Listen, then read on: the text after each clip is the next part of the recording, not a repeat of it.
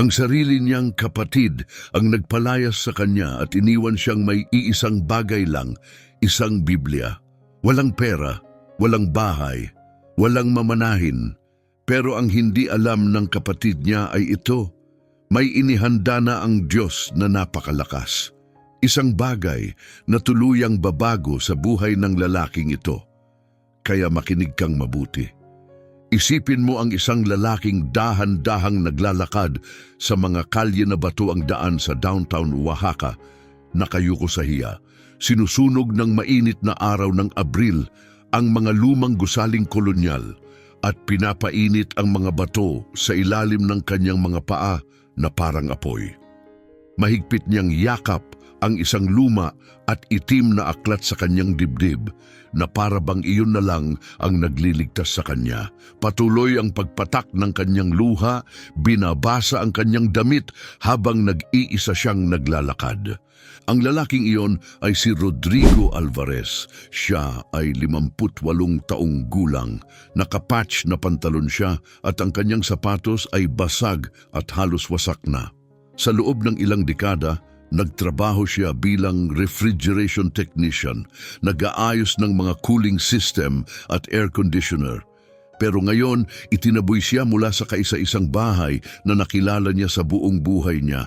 Tinuring siyang parang hayop na hindi ka nais-nais, na parabang wala siyang halaga. At ano ang hawak niya sa nanginginig niyang mga braso? Hindi pera, hindi titulo ng lupa, hindi alahas, ni hindi man lang larawan, hindi. Hawak niya ang isang Reina Valera Bible mula noong 1900 at 60, isang makapal na aklat na may halos 1,000 dilaw na pahina. Amoy ito ng halumigmig ng panahon at ng pag-abandona. Ang itim nitong leather cover ay sobrang kupas na, parang anumang sandali magkakalas-kalas na. Ito lang ang bagay na inisip ng nakatatanda niyang kapatid na nararapat sa kanya. Sa mata ng kapatid niya, ang isang tulad ni Rodrigo ay wala nang ibang dapat makuha. Sinumang makakita kay Rodrigo na tumatawid sa Plaza de la Soledad. Yakap-yakap ang lumang Biblia na parang sanggol. Malamang iisipin nilang tapos na ang kanyang kwento. Aakalain nilang isa na siyang pulubi, isa na namang malungkot na taong natalo ng buhay, iniwan sa kalsada ng walang dignidad at kinabukasan. Pero hindi iyon totoo, kahit kaunti, dahil nakatago sa loob ng Bibliang iyon, sa pagitan ng Exodo at Levitico, may isang bagay na walang sinuman ang nagsuri. Sa loob ng pinalakas na gulugod ng aklat, maingat na inilagay at tinahi sa paraang halos hindi makita, may isang nakakagulat na lihim na naghihintay sa loob ng ilang dekada. Isang lihim na itinago ng isang ina sa loob ng halos 60 taon. At ngayon, sa eksaktong sandaling pinili ng Diyos, lalabas ang katotohanan. Isang katotohanang napakalakas na magdadala ng hustisya sa pinakahindi inaasahang paraan. Paano nangyari ito? Paano nagawa ng sariling kalahating kapatid ni Rodrigo ang lalaking nakasama niya sa iisang bubong sa loob ng 50 taon na alipustahin siya ng ganoon kalupit? Sa harap ng 150 katao sa lamay ng kanilang ina, tinawag siya nitong isang bastardo na hindi karapat-dapat. Inalisan siya ng lahat at itinapon palabas ng bahay ng pamilya kahit wala man lang 1 piso sa bulsa niya. Wala siyang natira, maliban sa isang banal na aklat na parang ibinigay lang para magmakaawa siya ng kapatawaran sa pag-iral niya. Pero manatili ka sa kwentong ito dahil ang susunod na mangyayari ay hindi ka pani-paniwala. Mag-subscribe sa channel na ito at i-on ang bell dahil kailangan mong masaksihan kung paano ang isang purong kalupitan ay nagiging simula ng isang matamis at perpektong paghihiganti. Isang paghihiganting Diyos lang ang maaaring maghanda para sa isang taong hindi tumigil maniwala. Hindi mo gugustuhing palampasin ang sandali kung kailan ang isang mayamang lalaki, isang magnanakaw na may kapangyarihan at pera ay luluhod na umiiyak habang winawasak siya ng katotohanan mula sa loob. Sa loob ng Garcia at Brothers Funeral Home, mabigat ang hangin noong hapon ng Abril 16, 2023. Ang silid ay puno ng nakakasulaso na amoy ng nalalantang mga bulaklak na sempasuchil, murang insenso at huwad na paggalang ng mga taong hindi naman tunay na nagmalasakit sa babaeng pumanaw. 3 araw lang ang nakalipas, pumanaw si Maria del Carmen Santos sa General Hospital at marami siyang lihim na isinama sa kanyang pagpanaw. Pero hindi mananatiling nakalibing ng matagal ang mga lihim na iyon.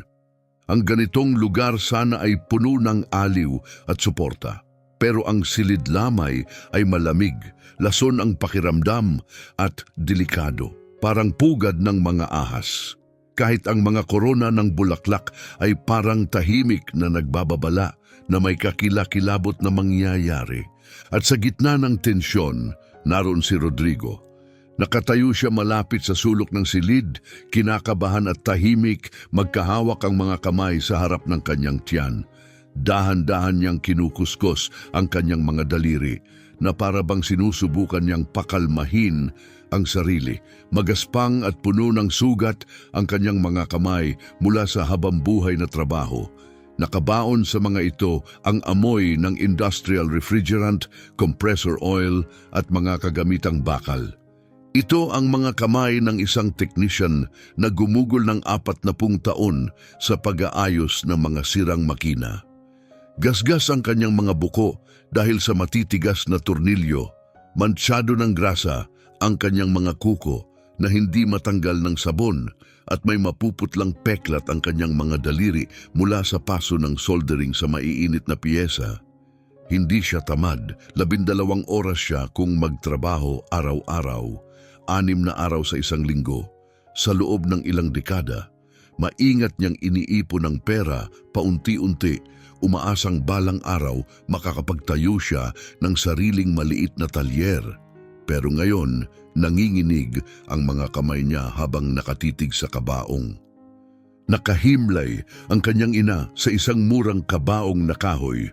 Suot nito ang isang asul na damit na siya mismo ang tumahi noong mga nakaraang taon para sa kasal ng isang kapitbahay.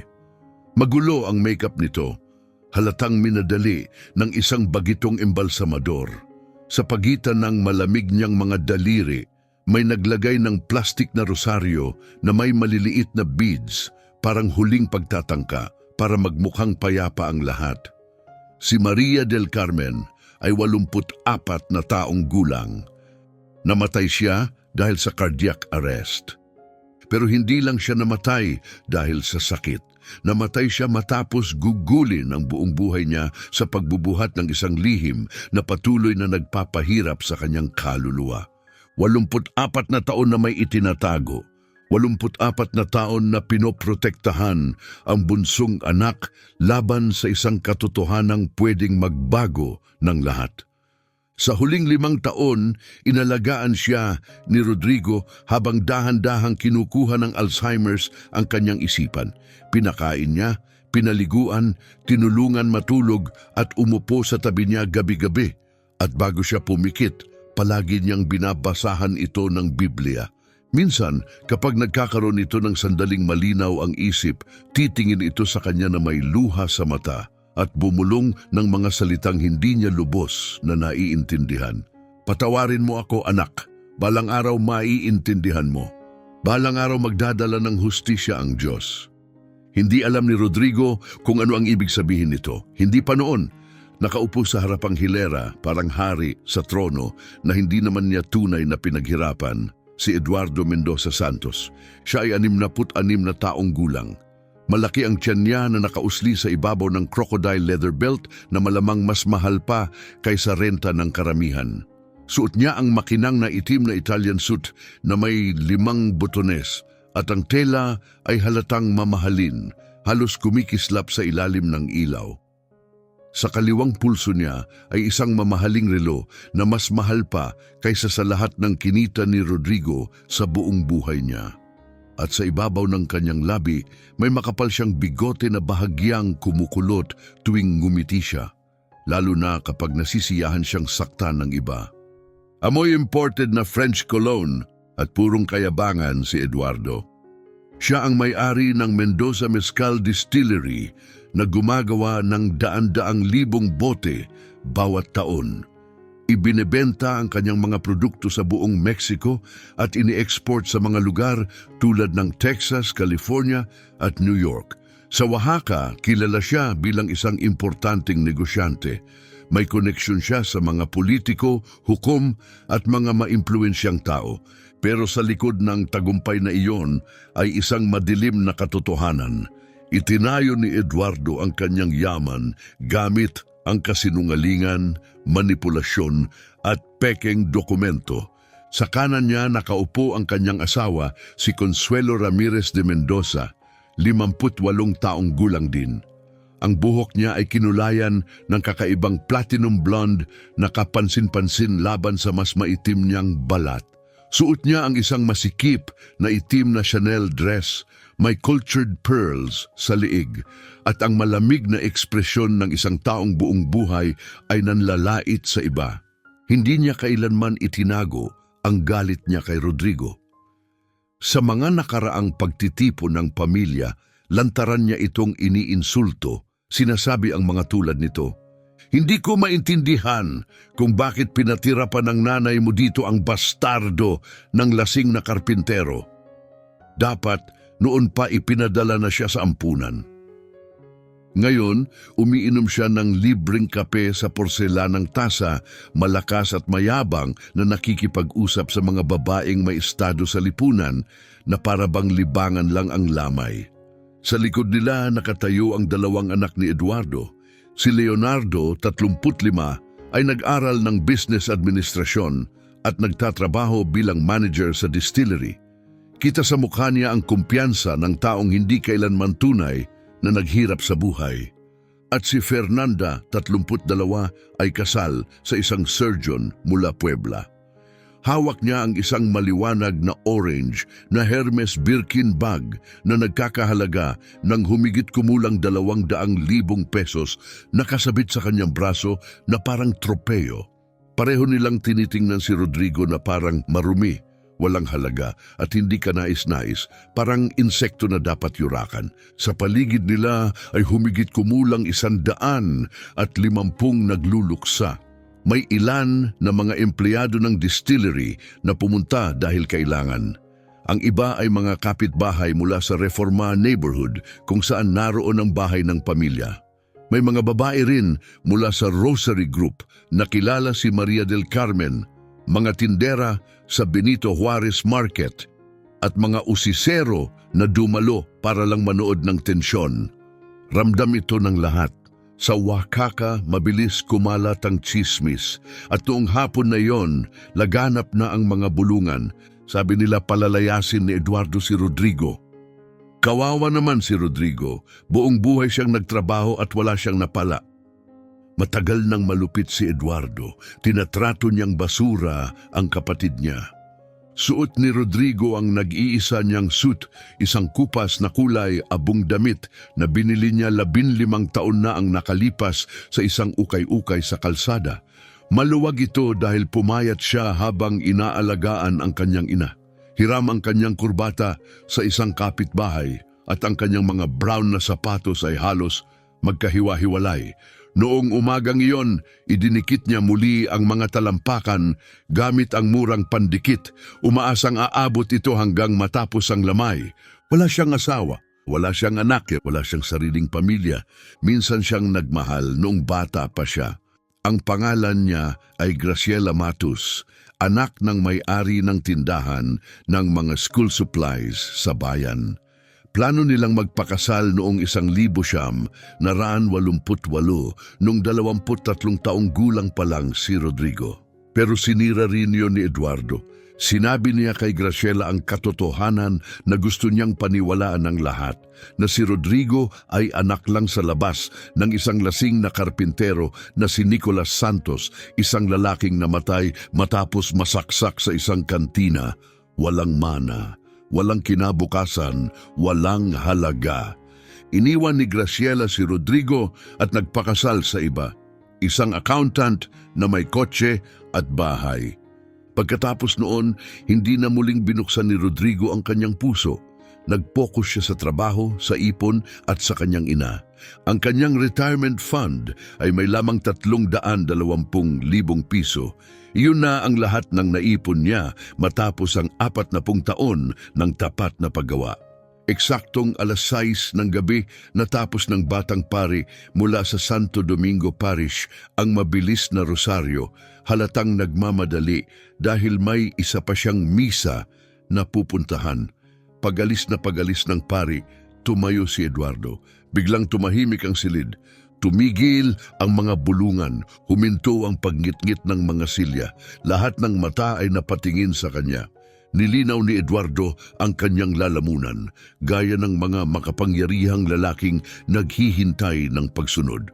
Pagkatapos, sa malakas na boses na umalingaw-ngaw sa pulang velvet na dingding, nagsalita siya. Pamilya, mga kaibigan, mga kapatid kay Kristo, salamat sa pagdalo ninyo sa masakit na panahong ito habang nagpapaalam tayo sa aking minamahal na ina, si Maria del Carmen. Naway mamahinga siya sa kapayapaan. Gumawa siya ng dramatikong senyas ng krus, parang umaarte para sa isang madla. Pagkatapos ay nagpatuloy siya, gaya ng alam ninyo, 2 beses nabalo ang aking ina. Una, kay Don Hector Mendoza Villalobos, ang aking ama na pumanaw noong 2015 at iniwan sa amin ang kumpanya na ngayon ay matagumpay kong pinapatakbo. At pangalawa, kay Nicolas Santos, isang karpinterong nagtatrabaho sa aming distillery na siyang naging dahilan upang siya ay... Huminto siya at tinuro mismo si Rodrigo na para bang may mantsa siyang tinutukoy sa pader. Rodrigo, naging halos hindi kayanin ang katahimikan. Parang maririnig mo ang pag-ugong ng mga dekuryenteng kandila sa altar. Nang hina ang tuhod ni Rodrigo na parang biglang nawala ang sahig sa ilalim niya. Nagpatuloy si Eduardo paikot-ikot sa paligid ng kabaong na parang isang mangangaral. Ginagamit ang sandaling iyon para ipakita ang kapangyarihan. Ngayong ang aking ina ay sumama na sa Panginoon bilang lehitimong anak at nag-iisang kinikilalang tagapagmana ni Don Hector Mendoza, ako ang ulo ng pamilyang ito. At bilang ulo ng pamilyang ito, anunsyo ni Eduardo, kailangan kong gumawa ng mga desisyon na maaaring mahirap, pero kinakailangan. Lumapit siya at huminto mismo sa harap ni Rodrigo. Sobrang lapit niya na naamoy ni Rodrigo ang matapang at lumang amoy ng brandy sa hininga nito, parang alak na itinago sa loob ng maraming dekada. Malamig ang mga mata nito at puno ng awtoridad ang boses habang sinabi ni Eduardo, Rodrigo, 58 taon kang tumira sa bahay ng pamilya natin sa Reforma. Ang bahay na yon ay binili noong 1,900 at 62 ng aking ama at ngayon ay nagkakahalaga na nang humigit kumulang 18 milyong piso. Wala siyang pahinga, walang anumang paggalang. Nagpatuloy siya ng walang awa. Nananatili ka roon dahil pinayagan ka ng nanay ko. Mabait siya at naawa siya sa'yo, pero patay na siya ngayon at ang bahay na iyon ay akin. At saka niya binitawan ng mga salitang parang kutsilyo, hindi ka na welcome roon. Nanikip ang dibdib ni Rodrigo, bumilis at naging maras ang tibok ng kanyang puso na para bang gustong tumakas mula sa kanyang katawan. Sa basag na bulong, sinubukan niyang magsalita. Eduardo, pakiusap, doon ako lumaki, doon ako pinalaki ni Mama, doon siya namatay 3 araw pa lang ang nakalipas. Hindi mo pwedeng gawin ito. Pero agad siyang pinutol ni Eduardo. Itinaas niya ang kamay niya, gaya ng pagpapatahimik sa asong tumatahol. Oo, kaya ko, matalim na sagot ni Eduardo. At gagawin ko. Ang isang bastardo na tulad mo, anak ng walang silbing lasing na karpintero na wala man lang dignidad na palakihin ka ng maayos. Walang karapatang tumira sa ari-arian ng mga Mendoza. At mas naging mabagsik pa ang utos niya. Bukas ng umaga 10:00, wala ka na kasama ang lahat ng gamit mo. Anumang maiwan mo ay itatapon sa basura. Agad nag-react ang mga tao sa silid. May ilan na napasinghap ng malakas. Isang matandang babae mula sa Rosary Group ang bumulong, gulat na gulat. Nakakahiya, sobra ito.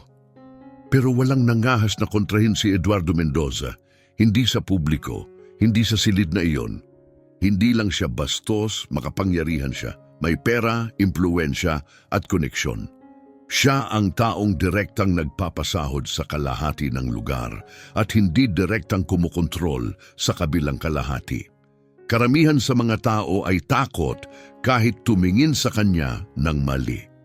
Nagmasid si Rodrigo sa paligid, desperadong umaasang may tatayo at ipagtatanggol siya. Pero iniiwasan ng mga empleyado ng distillery ang tingin niya. Umiwas ang mga kapitbahay na parang ayaw nilang madamay. Nanonood si Consuelo na may kontentong ngiti na para bang masaya siya sa kahihiyang iyon. Si Leonardo at si Fernanda naman ay nakatitig sa mga telepono nila. Kunwari wala silang naririnig. Pagkatapos, lalo pang lumapit si Eduardo. Sinadya niyang pasukin ang personal na espasyo ni Rodrigo para lalo itong lumiit ang pakiramdam. Naging mas mahina ang boses niya pero sapat pa rin para marinig ng lahat.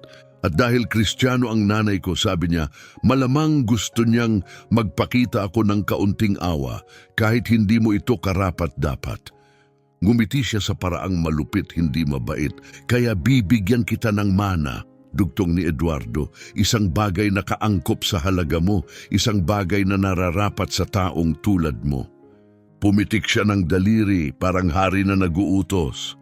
Agad tumayo si Consuelo. Binuksan niya ang mamahaling Hermes bag at hinugot ang isang makapal na bagay na nakabalot sa brown na papel. Hawak niya ito sa dulo ng mga daliri na parang marumi o nakakadiri at iniabot kay Eduardo habang halatang disgustado ang mukha niya. Dahan-dahang tinanggal ni Eduardo ang papel, isang Biblia iyon. Ang lumang Reina Valera Bible ni Maria del Carmen mula 1960. Wasak na ang itim na leather cover sa tindi ng panahon. May nagbabalat na mga sulok at marka sa kung saan-saan. Ang gulugod ng aklat ay pinalakas gamit ang makapal na wax thread na kita mula sa labas. Dilaw ang mga pahina at amoy halumigmig, alikabok at katandaan. Pati ang cover may mancha ng lumang kape, parang patunay kung gaano karaming taon niya itong niyakap. Itinaas ni Eduardo ang Biblia sa ibabaw ng ulo niya para makita ng lahat. Ang Bibliang ito, anunsyo niya, ay ibinigay sa nanay ko ng kanyang lola noong siya ay 15 taong gulang, noong 1954. Binasa niya ito buong buhay niya. Ito ang nag-iisang bagay sa pamilyang ito na may tunay na espiritual na halaga. Pagkatapos ay humarap siya kay Rodrigo at lalo pang dumilim ang ekspresyon niya. At alam mo ba, sabi ni Eduardo, perpekto ito para sa iyo. Bahagya siyang yumuko pasulong kasi ang taong tulad mo ipinanganak sa kasalanan, walang pera, walang halaga, walang kinabukasan, kailangan ng salita ng Diyos. Baka kung basahin mo yan, matututo ka ng manalangin at humingi ng tawad sa araw na ipinanganak ka. At sa kanya ito inihagis, lumipad ang Biblia sa hangin. Hindi nag-isip si Rodrigo at sinalo niya ito bago tumama sa sahig. Mabigat ang aklat, halos 2 kilo, at malakas ang bagsak nito sa kanyang mga braso. Kunin mo, sabi ni Eduardo na may lasong paghamak. Yan ang buong mana mo, isang lumang Biblia para sa isang lumang bastardo. At sinundan pa niya ng huling insulto. Kaawaan ka nawa ng Diyos dahil ako hindi. Pagkatapos noon, tumalikod siya at bumalik sa upuan na parang katatapos lang ng isang palabas. Mahigpit na niyakap ni Rodrigo ang Biblia sa kanyang dibdib. Agad na puno ang mga mata niya at nagsimulang tumulo ang luha sa kanyang mukha. Hindi niya mapigilan kahit gaano pa niya subukan. Tumingin siya sa kabaong parang batang umaasang may magigising at titigil sa bangungot. Tinitigan niya ang mukha ng kanyang ina na para bang magbubukas ito bigla ng mata at sasabihing isa lang itong hindi pagkakaunawaan, isang malupit na biro ni Eduardo. Pero hindi gumalaw si Maria del Carmen.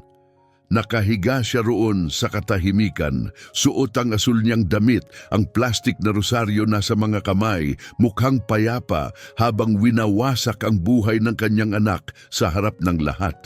At lalo pang lumalim ang sakit ni Rodrigo.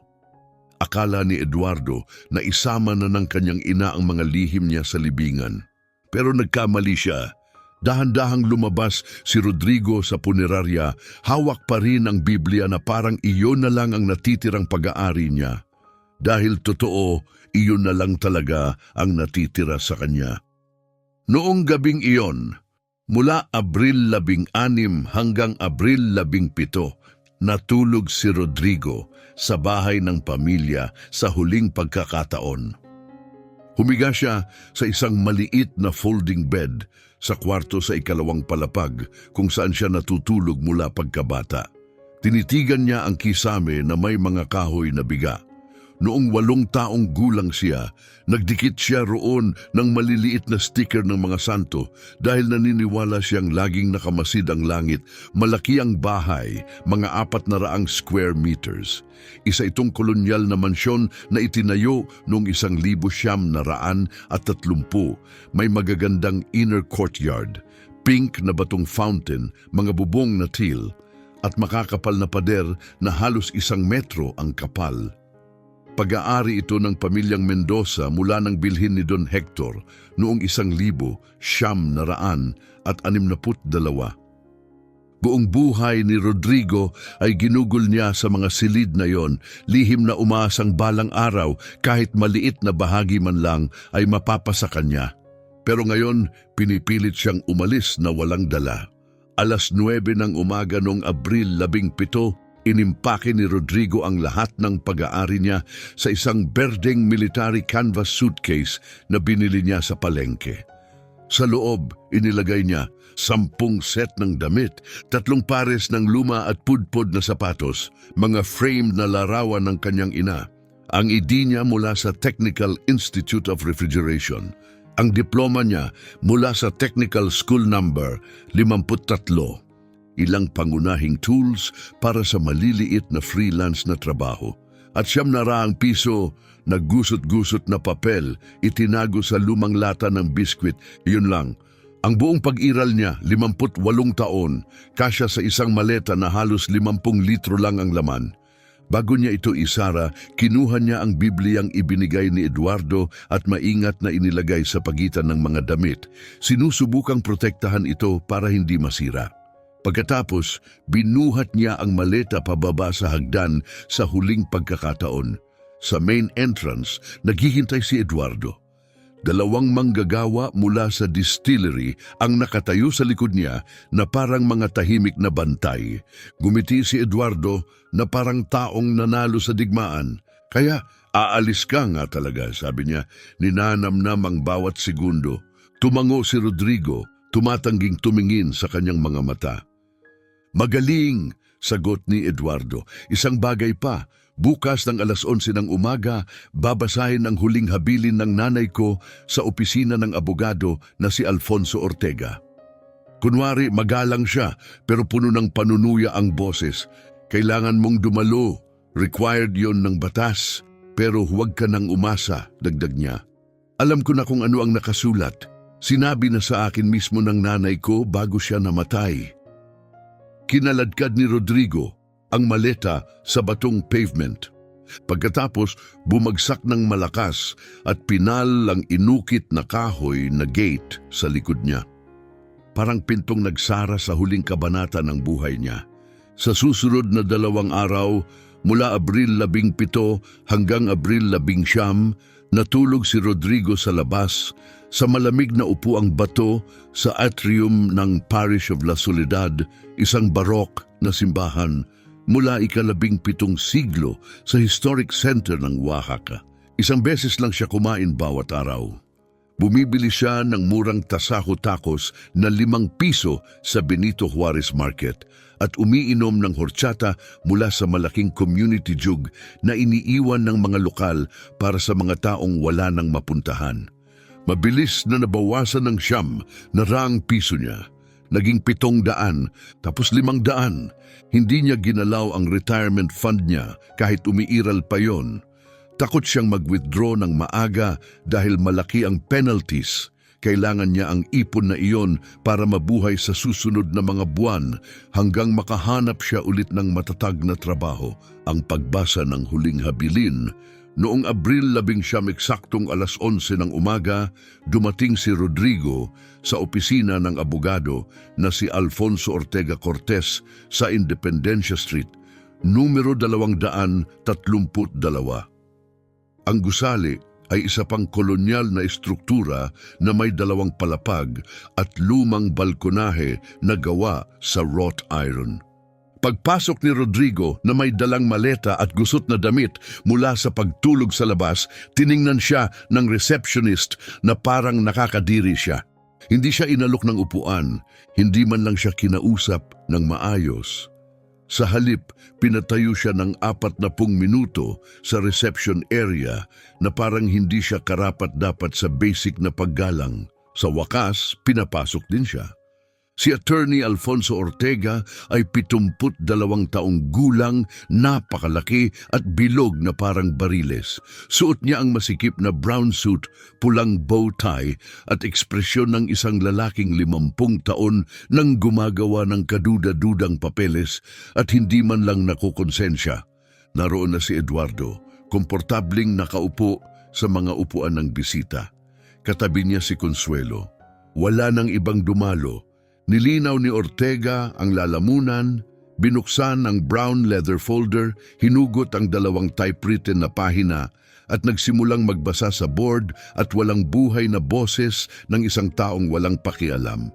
Ako, si Maria del Carmen Santos, biyuda ni Mendoza na nasa ganap na katinuan ng pag-iisip, ay idinideklara bilang aking huling habilin at testamento ang mga sumusunod. Pagkatapos ay nagpatuloy siya. Una, iniiwan ko ang lahat ng aking material na ari-arian, kasama ang aking bahagi sa bahay ng pamilya sa Reforma, ang aking mga alahas, ang aking ipon na nagkakahalaga ng 120,000 piso, at lahat ng personal na gamit sa aking anak na si Eduardo Mendoza Santos upang ito ay pamahalaan niya ayon sa kanyang pinakamahusay na paghatol. Agad ngumiti si Eduardo, kontento at proud. Hindi tumigil si Ortega. Ikalawa, kay Rodrigo Alvarez, iniiwan ko ang banal na Reina Valera Bible na ibinigay sa akin ng aking ina noong 1954 upang matagpuan niya sa banal na kasulatan ang aliw at katotohanang matagal na niyang hinahanap. Napatigil si Rodrigo. Parang tumigil ang oras. Nanginginig ang boses niya habang tinanong ang tanging tanong na naiisip niya. Iyon na yun? Tumango si Ortega nang hindi man lang tumitingin sa kanya. Iyon na ang lahat, Ginong Santos. Maaari na kayong umalis. Tumayo si Eduardo, lumapit kay Rodrigo, at ipinatong ang mabigat niyang kamay sa balikat nito. Sobrang lakas ng kapit, masakit talaga. Pagkatapos yumuko siya at bumulong na may brutal na kasiyahan. Kita mo, bunso, kahit si Mama alam na ang tanging bagay na nararapat sa iyo ay lumang aklat. Ngayon dalhin mo na ang pulubi mong Biblia at mawala ka na sa buhay ko magpakailanman. Hinding-hindi na kita gustong makita ulit. Malamig na sabi ni Eduardo. Pagkatapos, sa huling sandali ng malupit na intensyon, hinugot niya ang Biblia mula sa kanyang leather briefcase. Hindi niya iyon dala ng walang dahilan. Dinala niya iyon para sa eksaktong sandaling ito, para tuluyang makumpleto ang pangahamak. Sa isang biglaang galaw, ibinagsak niya ng malakas ang mabigat na aklat sa mesa ng notaryo. Umalingaw-ngaw ang malakas na tunog sa buong opisina at napapitlag si Ortega sa gulat. Ayan, ngising may panlait si Eduardo. Yan ang buong kayamanan mo. I-enjoy mo. Inabot ni Rodrigo ang Biblia gamit ang mga kamay na hindi mapigilang manginig.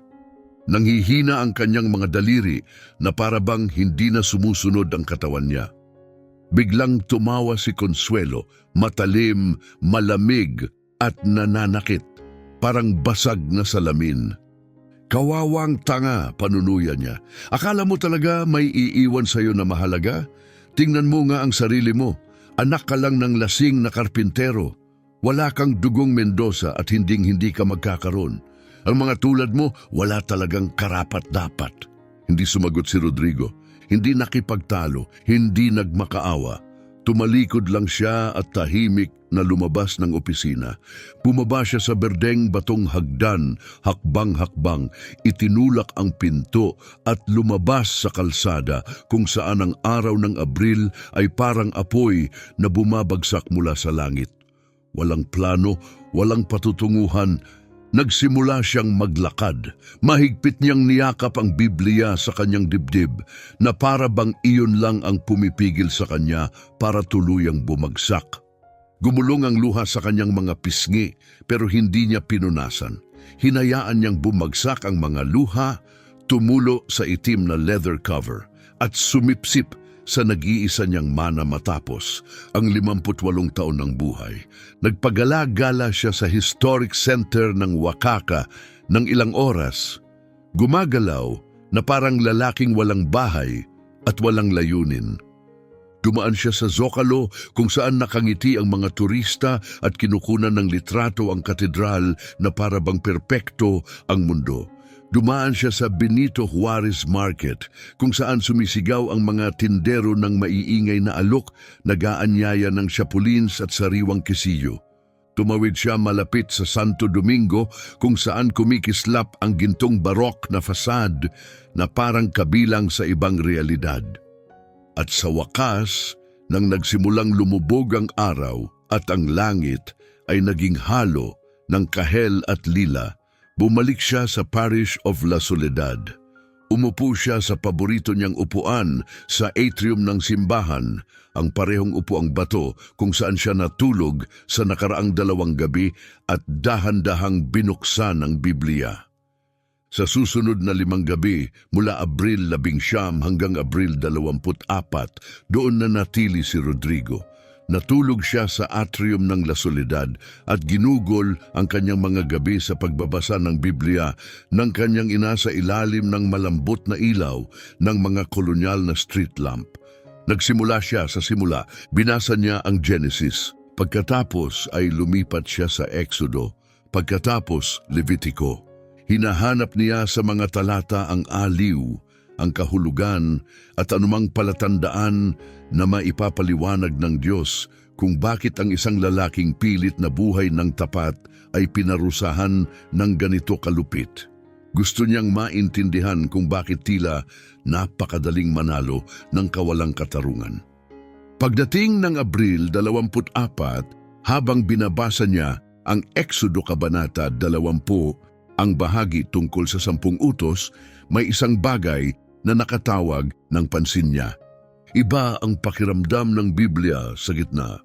Isang malaking bahagi ng mga pahina, humigit kumulang mula pahina 450 hanggang pahina 650, ay hindi normal ang pakiramdam. Nang pindutin niya, mas makapal at mas matigas, na parabang may nakatago sa loob o may idinikit sa pagitan ng mga layer. Agad umayos nang upo si Rodrigo sa bangko. Bumilis ang tibok ng puso niya, sobrang lakas na ramdam niya ito hanggang sa lalamunan. Itinaas niya ang Biblia papunta sa pinakamalapit na street lamp at pinagmasdan itong mabuti. Sinuri niya ang gulugod at napansin ang isang detalyeng hindi niya pinansin dati. Ang itim na leather spine ay pinalakas gamit ang dagdag na piraso ng mas maitim na leather. Hindi ito gawa ng makina. Mukha itong ginawa sa kamay. May makapal na waxed thread na tumatakbo rito. Nakikita ang tahi sa labas. Hindi ito pandekorasyong tahi. Hindi ito para sa ganda. Ito ay pampalakas, ginawa para may mapanatiling nakadikit.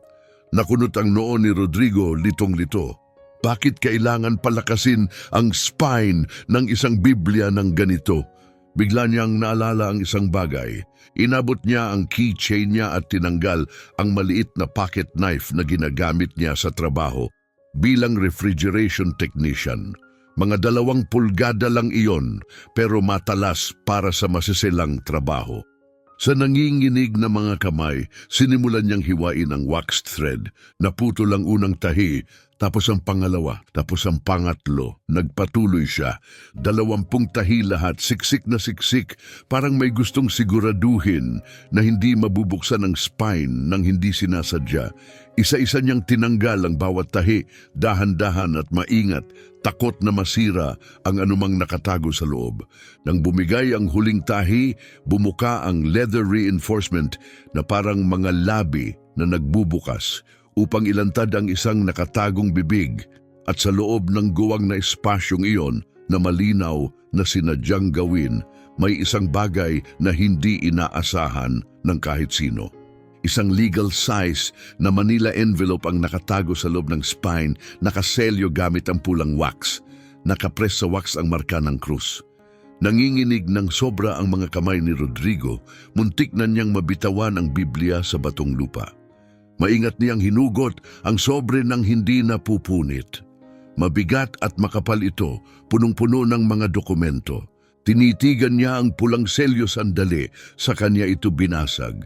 Nagbitak ang wax sa tuyo at marupok na tunog na umalingaw-ngaw sa tahimik na atrium. Binuksan niya ang sobre, pagkatapos hinugot niya ang laman nito. Ang unang lumabas ay isang sulat, puting papel, maayos na nakatiklop sa 3 bahagi. Sulat kamay ito gamit ang asul na tinta at hindi mapagkakamali ang sulat. Malinaw at matatag na sulat ng kanyang ina. Ang petsa sa itaas ay nagpahigpit sa lalamunan niya, Disyembre 15, 2022. 4 na buwan lang bago siya namatay. Maingat na binuklat ni Rodrigo ang sulat at nagsimulang magbasa sa ilalim ng dilaw na liwanag ng street lamp. Mahal kong anak, Rodrigo de Jesus, kung binabasa mo ang liham na ito, ibig sabihin ay kasama na ako ng Diyos. At ibig sabihin rin nito na ginawa ni Eduardo ang eksaktong alam kong gagawin niya. Pinalayas ka niya sa bahay at iniwan kang wala. Patawarin mo ako, anak. Patawarin mo ako sa pagtatago ng katotohanan sa loob ng 58 taon. Patawarin mo ako dahil hindi ako naging sapat na matapang para sabihin ito sa iyo ng mas maaga. Nanikip ng masakit ang dibdib ni Rodrigo. Nagpatuloy siyang magbasa pero binabalot ng luha ang mga salita, kaya nanginginig ang mga linya sa harap ng kanyang mga mata. Ang katotohanang dala-dala ko, buong buhay ko ay ito. Si Nicolas Santos na karpintero ay hindi mo tunay na ama. Ang tunay mong ama ay si Don Hector Mendoza Villalobos, ang mismong lalaking palaging tinatawag ni Eduardo na ama ko. Ikaw at si Eduardo ay magkapatid sa dugo. Lehitimo ang pagiging ama sa iyo ni Hector dahil kasal kami. Kasal kami noong Marso 1965 sa Katedral ng Oaxaca sa isang lihim na seremonya na pinangunahan ni Padre Ambrosio Mendez. 19 na taong gulang ako noon at buntis na sayo. 27 naman si Hector. Legal pa rin siyang kasal kay Rosalia Santos mula 1956 pero iniwan na siya nito at isinama si Eduardo papuntang Mexico City. Akala ni Hector tapos na ang relasyon na iyon. Mahal niya ako at mahal ko siya. Nagpakasal kami na naniniwalang patatawarin kami ng Diyos. Napatigil si Rodrigo. Kailangan niyang tumigil sa pagbabasa. Binalikan ng mga mata niya ang parehong linya paulit-ulit. Kasal. Ang nanay niya, kasal kay Don Hector Mendoza. Hindi kayang unawain agad ng isip niya ang ibig sabihin nito. Nagulo ang kanyang mga iniisip at naging mababaw ang paghinga. Pero pinilit niyang magpatuloy. Isinilang ka noong Mayo 18, 1965 sa Civil Hospital. Naroon si Hector. Binuhat kaniya sa kanyang mga bisig. Umiyak siya sa tuwa at inirehistro kaniya gamit ang apelyido niya, Rodrigo de Jesus Mendoza Moreno.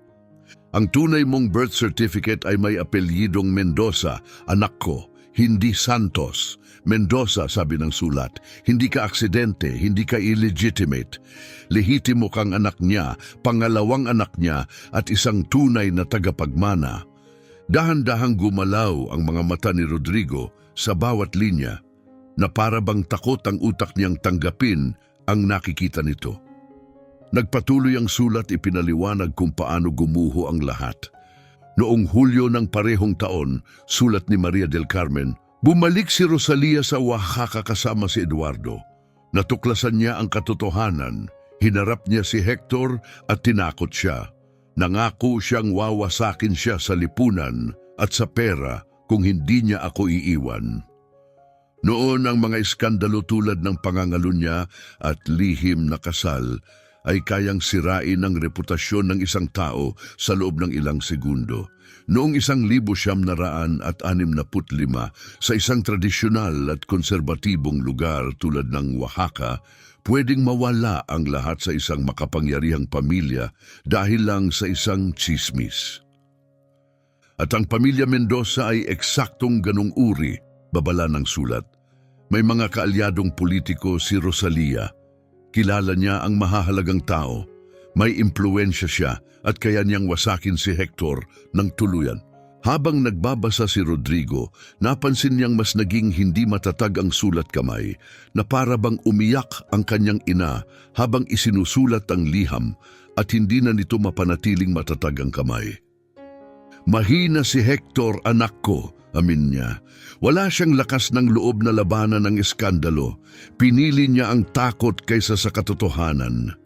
At dumating ang bahaging nagpahigpit sa sikmura ni Rodrigo. Binigyan niya ako ng 100,000 piso na cash. Sulat niya, noong 1,965, napakalaking halaga noon. At pagkatapos, inutusan niya akong mawala sa buhay niya magpakailanman. Pero hindi doon natapos. Pinilit niya akong palitan ang apelyido mo mula Mendoza tungo sa Santos, apelyido ng sarili kong pamilya. Pinilit din niya akong pakasalan si Nicolas Santos, isang karpinterong nagtatrabaho sa distillery niya. Hindi masamang tao si Nicolas sa likas, pero alkoholiko siya at pumayag siya dahil sa pera. Ang kasal na iyon ay para magmukhang kagalang-galang ang buhay ko, para hindi ako tingnan bilang isang inang walang asawa. Pagkatapos, ibinunyag niya ang pinakamadilim na katotohanan. Legal na ibinigay sa iyo ni Nicolas ang apelyido niya sa pamamagitan ng isang adoption na pinilit ng mga pangyayari. Pero hindi kanya minahal. Kinamuhian kanya dahil alam niyang hindi ka talaga niya anak. Nanuyo ang lalamunan ni Rodrigo. Halos marinig niya ulit ang galit na boses ni Nicolas, parang echo mula sa nakaraan. Iyon ang dahilan kung bakit kanya sinasaktan kapag lasing siya, paliwanag ng sulat. Iyon ang dahilan kung bakit minamaliit kanya. Nanatili ako at tiniis ko ang karahasan niya sa loob ng 17 taon para protektahan ka. Ginawa ko yon para magkaroon ka ng apelyido, para walang tumuro sa iyo sa kalye at tawagin kang bastardo. Biglang bumalik ang mga alaala, ang mga bugbog, ang takot, ang mga gabing puno ng sigawan.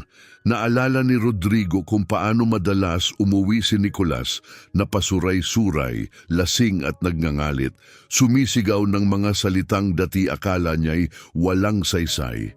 Hindi sa akin ang batang to, anak to ng amo. Sa loob ng maraming taon, naniwala si Rodrigo na lasing na galit lang yon ng isang sirang lalaki. Pero ngayon, may isang nakakatakot siyang naunawaan. Hindi nagsisinungaling si Nicolas. Buong panahon, totoo ang sinasabi niya. Nagpatuloy ang liham. Nang masaksak si Nicolas at mamatay sa kantina noong 1982, naging byuda ako ng lalaking nagbigay sa iyo ng pangalan pero hindi ng dugo. Tinamaan si Rodrigo sa kakaibang paraan, isang pangalan pero hindi isang ama. Pagkatapos, isiniwalat ni Maria del Carmen ang mas nakakagulat pa. Pagkamatay ni Nicolas, patuloy kaming tinulungan ni Hector sa lihim. Sinustentuhan niya kami nang walang nakakaalam. Siya ang nagbayad ng pag-aaral mo sa technical school. Siya ang tumulong sa'yo para makakuha ng trabaho sa refrigeration. Binantayan kanya mula sa anino. Pero sa publiko, kumilos si Hector na parang hindi umiiral si Rodrigo. Kailangan niyang magkunwari dahil ang pagkilala kay Rodrigo ay magdadala ng gulo. Binaliwala kaniya sa publiko, sabi ng sulat, dahil natatakot siya kay Rosalia at kay Eduardo. Ayaw niyang galitin sila. At dumating ang pangungusap na nagpalamig sa mga kamay ni Rodrigo. Alam na ni Eduardo noon pa na lehitimo kang kalahating kapatid niya. Napatigil si Rodrigo. Napako ang mga mata niya sa mga salita, ayaw gumalaw. Ipinagtapat ni Hector sa kanya ang lahat ng maglabing-walo si Eduardo. Nagpatuloy si Maria del Carmen. Iyon ang dahilan kung bakit kinamuhian ka ni Eduardo ng matindi sa buong buhay mo. Palagi siyang natatakot na balang araw matutuklasan mo ang katotohanan at hihingin mo ang nararapat na mana mo. Bumuka ang mga daliri ni Rodrigo at dumulas ang liham mula sa mga kamay niya papunta sa kanyang hita. Nanginginig ang buong katawan niya, parang ang hangin mismo ay naging yelo. Alam ni Eduardo. Alam na niya mula nang maglabing-walo siya. Ibig sabihin, sa loob ng 48 taon, alam na alam ni Eduardo ang katotohanan at pinili pa ring tratuhin si Rodrigo na parang walang kwentang bagay. Hindi dahil akala niya'y mas mababa si Rodrigo, kundi dahil natatakot siya, takot mawalan ng pera, takot mawalan ng kapangyarihan, takot mapilitang ibahagi ang dapat ibahagi ng batas. Dahan-dahang pinulot ni Rodrigo ulit ang liham at pinilit niyang tapusin ang pagbabasa. Nang mamatay si Hector dahil sa atake sa puso noong Marso 2015, paliwanag ng sulat, sumulat siya ng isang holographic will 2 buwan bago iyon noong Enero. Sa habilin na iyon, hinati niya ang kanyang ari-arian ng pantay sa 2 niyang anak, si Eduardo at ikaw. Isinulat ng kanyang ina na itinago niya ang kopya ng testamento kasama ng ebidensya sa loob ng Biblia. Pero pagkatapos, ibinunyag niya ang pagtataksil na nagnakaw ng buong kinabukasan ni Rodrigo. Nagpeke si Eduardo ng mga dokumento, sulat niya. Nagpakita siya ng mga huwad na papeles kay Notary Ortega na nagsasabing inalis ka ni Hector bilang anak niya at idineklarang isa ka lang emotionally adopted na bata na walang karapatang magmana. At dahil sa mga peking dokumentong iyon, kinuha ni Eduardo ang lahat. Hindi niya ibinahagi ang distillery. Hindi niya ibinahagi ang mga ari-arian. Hindi niya ibinahagi ang ipon. Inangkin niya ang buong imperyo para sa sarili niya. Ang kumpanya ng mezcal pa lamang ay nagkakahalaga ng humigit kumulang 180 milyong piso, sulat ni Maria del Carmen. At kinuha niya lahat, ang lupa, ang pera, bawat ari-arian, lahat ng pag-aari ng ama mo. At dumating ang numero na halos nagpahilo kay Rodrigo. Ang nararapat na bahagi mo, anak ko, ay 170 milyong piso. Biglang kumuyom ang sikmura ni Rodrigo at halos masuka siya. 170 milyon. Sobrang laki ng halagang iyon na halos hindi maintindihan ng isip niya. Hindi ito parang totoo, parang buhay ng iba, hindi sa kanya. Natapos ang liham sa isang huling mensahe. Iningatan ko ang ebidensyang ito sa loob ng 8 taon. Hinihintay ang tamang sandali. Dumating na ang sandaling iyon. Pagkatapos, inilista niya kung ano ang nasa loob ng sobre, ang original mong birth certificate na may apelidong Mendoza, ang marriage certificate na patunay na nagpakasal kami ni Hector, mga litrato ng kasal namin, ang holographic will na nagsasabing kalahati ng lahat ay para sa iyo.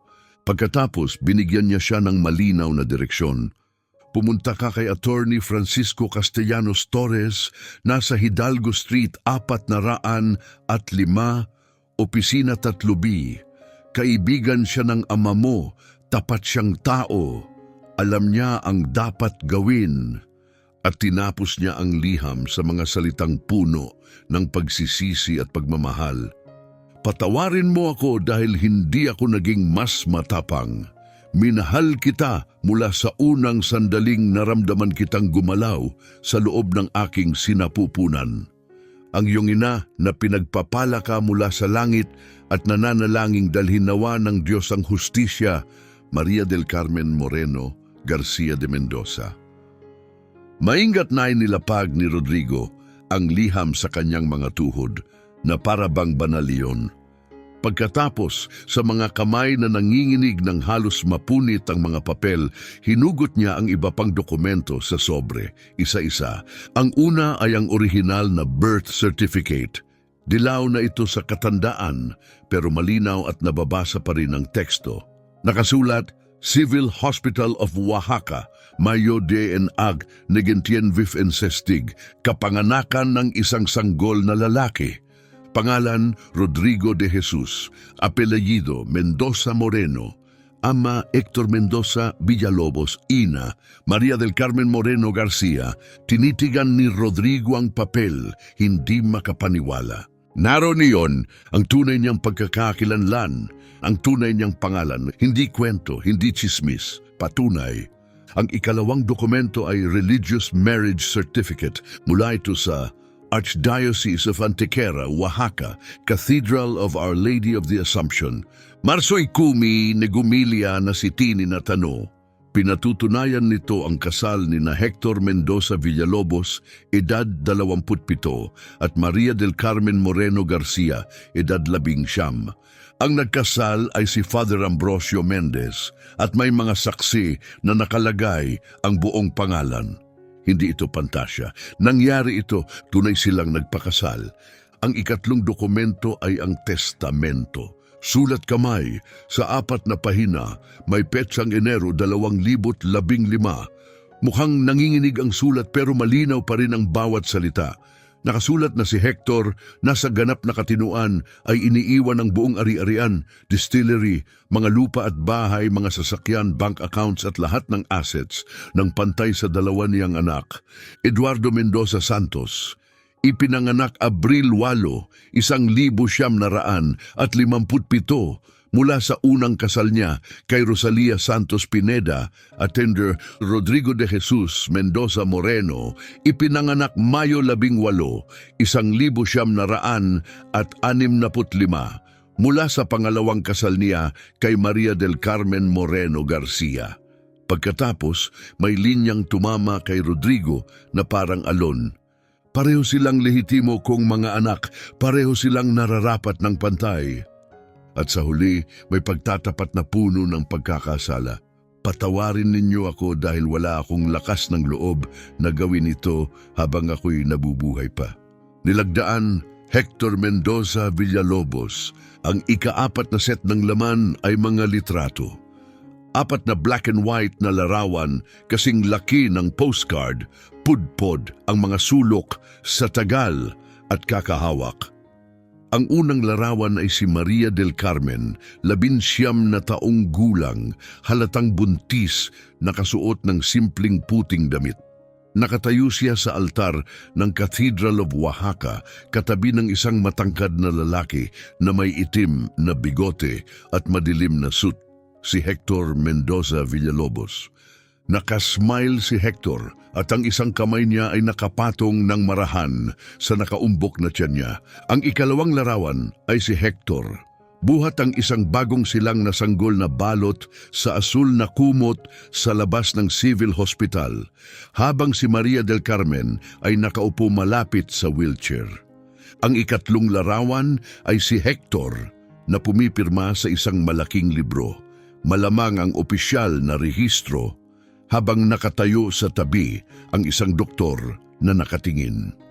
At ang ikaapat na larawan ay ang maliit na pamilya na nakatayo sa labas ng simbahan na para bang gusto nilang may patunay na totoo ang pagmamahalan nila kahit kailangan nila itong itago. Tinitigan ni Rodrigo ang mga larawang iyon ng 5 buong minuto, hindi man lang kumurap. Ang lalaking buhat ang sanggol, siya ang ama niya, hindi ang lasing na karpinterong nanakit at kumamuhian sa kanya, kundi ang respetadong negosyanteng binaliwala siya sa publiko, ngunit lihim na tumulong at nagbantay sa kanya, pinoprotektahan siya mula sa likod.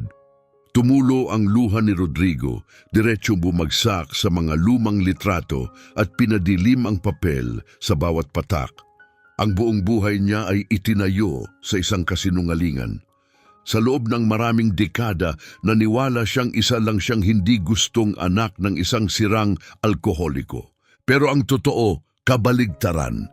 Lehitimo siyang anak ng isa sa pinakamayayamang lalaki sa Oaxaca. Lehitimong tagapagmana ng yaman na 380 milyong piso.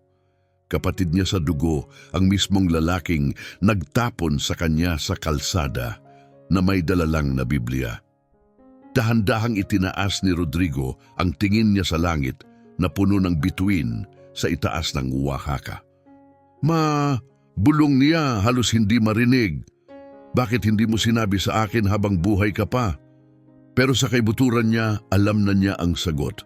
Kung sinabi ng kanyang ina ng mas maaga, sisirain ni Eduardo ang ebidensya. Susunugin niya ang bawat papel, buburahin ang bawat bakas, at gagawin ang lahat para protektahan ang yaman niya.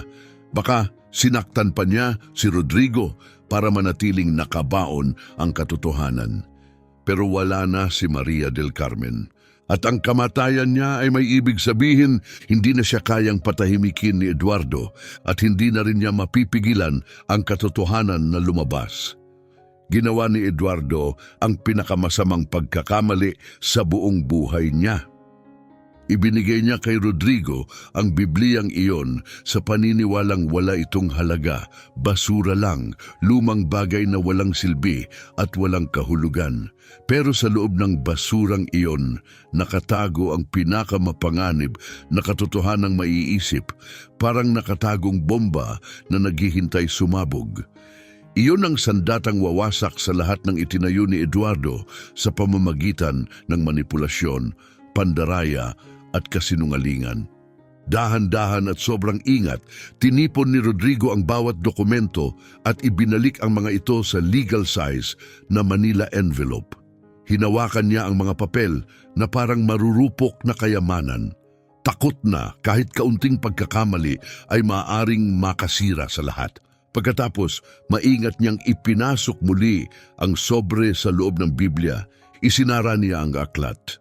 At muli niya itong idiniin sa dibdib, hawak na parang kalasag.